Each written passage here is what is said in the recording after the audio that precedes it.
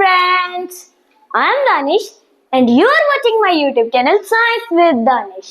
तो फ्रेंड्स, आज हम class 9 fundamental unit of life का पार्ट 2 लेकर आए हैं। आज हम पढ़ेंगे ओस्मोसिस क्या होता है और टाइप्स ऑफ सॉल्यूशंस क्या होते हैं। अब आप बोलोगे कि पिछले चैप्टर में हमने सेल के बारे में पढ़ा था, आज हम ये ओस्मोसिस और सॉल्यूशन पे आ गए। ये क्या बात हुई? तो सेल अब कैसे तो खाना वगैरह लेगा, ऑक्सीजन वगैरह लेगा, तो उस प्रोसेस के लिए हम ओस्मोसिस का यूज करते हैं। क्योंकि अब सेल हमारी बॉडी के अंदर है तो वो ना लिक्विड फॉर्म में सब कुछ लेता है, और ओस्मोसिस एक ऐसा प्रोसेस है जो कि सिर्फ लिक्विड्स के लिए होता है।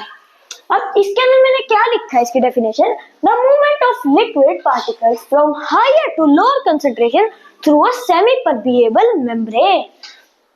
इसका ये मतलब है कि जो ओस्मोसिस है ना हमारी, वो ऐसी लिक्विड पार्टिकल्स की मूवमेंट है जो कि हायर से लोअर कंसंट्रेशन की तरफ जाएगी।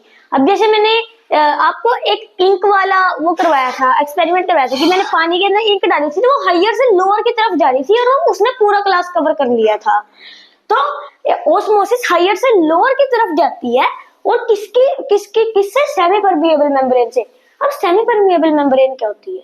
सेमी परमिएबल मेम्ब्रेन एक ऐसी मेम्ब्रेन होती है जो कि कुछ गिनी चुनी चीजें अपने से पास करने देती है। इसको हम सिलेक्टिवली परमिएबल मेम्ब्रेन भी कहते हैं। ये हमारे सेल के बाहर, प्लांट सेल के बाहर, एनिमल सेल के बाहर, दोनों के बाहर होती है हमारे। अब आते हैं टाइप्स ऑफ सॉल्यूशंस पे। वैसे तो ओस्मोसिस के टाइप्स भी हैं दो आगे, लेकिन उसके लिए पहले हमको टाइप्स ऑफ सॉल्यूशन समझने पड़ेंगे। टाइप्स ऑफ सॉल्यूशन हमारे 3 टाइप्स के हैं, आइसोटोनिक, हाइपरटोनिक और हाइपोटोनिक। पहले आइसोटोनिक सॉल्यूशन। आइसोटोनिक सॉल्यूशंस वो सॉल्यूशंस होते हैं जैसे अगर हमने एक सेल लिया और एक बीकर लिया। वैसे तो ये हम कर नहीं सकते क्योंकि बहुत नैनो लेवल पे होता है ये सेल हमारा, लेकिन हम एज्यूम करते हैं कि जैसे एक हमारा सेल है, उसको हमने एक बीकर के अंदर रखा, तो जो हमारा सेल है ना, जो सेल के अंदर जितना हमारा लिक्विड का भी चीज रहेगी, जितना भी हमारा लिक्विड सेल के अंदर रहेगा, जो साइटोप्लाज्म रहेगा, और जितना सेल के बाहर रहेगा बीकर में, तो ना वो क्या बोलते हैं हमारा, तो आइसोटोनिक सॉल्यूशन में ना कोई चेंज नहीं आएगा। हमारा सेल ना तो स्वेल अप होएगा, कुछ नहीं आएगा हमारे सेल के साथ, हमारा सेल वैसे का वैसा ही रहेगा, कोई चेंज नहीं आएगा। तो मैंने क्या लिखा है यहाँ पर, when the concentration of liquid is equal at the both places outside the cell and inside the cell which results no change। तो is it clear? बड़े नेक्स्ट की तरफ अब आते हैं हाइपरटोनिक की तरफ। हाइपरटोनिक सॉल्यूशन में क्या होता है कि जैसे हम सेल रखा हमने किसी हाइपरटोनिक सॉल्यूशन में, तो ना हमारे सेल के अंदर ना लिक्विड की जो कंसंट्रेशन होती है वो ना ज्यादा होती है, और जो हमारा बाहर होता है उसके अंदर कम होती है। बाहर का जो बीकर के अंदर का सॉल्यूशन है, तो हमारा सेल क्या होता है, हमारा सेल अंदर से जो उसका लिक्विड का सॉल्यूशन है वो बाहर की तरफ भेजेगा, क्योंकि अब ओस्मोसिस बाहर की तरफ होती है, क्योंकि नीड फुलफिल करनी होती है हमको पानी की। तो जैसे वो बाहर भेजेगा ना अपने अंदर का कंटेंट, तो वो श्रिंक हो जाएगा, तो इसलिए वो श्रिंक हो जाता है हमारा। अब आता है हाइपोटोनिक की तरफ।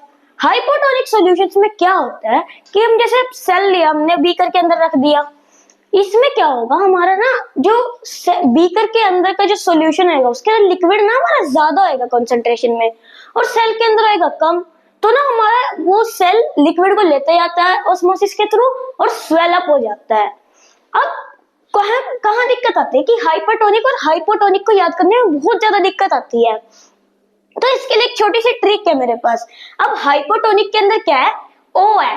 ओ कैसा होता है, गोल गोल सा, मोटा मोटा सा, बड़ा बड़ा सा। तो हाइपरटोनिक में क्या होगा, स्वेल अप होएगा, और हाइपरटोनिक तो वैसे ही याद हो जाएगा कि वो श्रिंक होएगा। Is it clear? अब बढ़ते हैं ओस्मोसिस के टाइप्स की तरफ। ओस्मोसिस के 2 टाइप्स है, एक तो एक्सोस्मोसिस, एक एंडोस्मोसिस। एक्सोस्मोसिस में क्या होता है कि हमारा जो सेल है ना, सेल के अंदर से जो लिक्विड कॉन्सेंट्रेशन है वो बाहर की तरफ मूव करेगी। वो किसकी वजह से होगी? सोचे इन तीनों में से किसकी वजह से होगी? वो होगी हमारी हाइपरटोनिक की वजह से। तो उसके अंदर हमारा सेल श्रिंक हो जाता है एक्सोस्मोसिस के अंदर। और एंडोस्मोसिस में क्या होगा, हमारे जो सेल है, सेल के अंदर जो हमारा लिक्विड वगैरह वो अंदर मूव करेगा, तो वो किसकी वजह से होगा? वो हमारा हाइपोटोनिक की वजह से होगा। तो आशा करता हूँ कि आज की वीडियो आपको अच्छी लगी होगी। कृपया लाइक शेयर सब्सक्राइब करें। मिलता हूँ एक और नई वीडियो के साथ। Till then bye.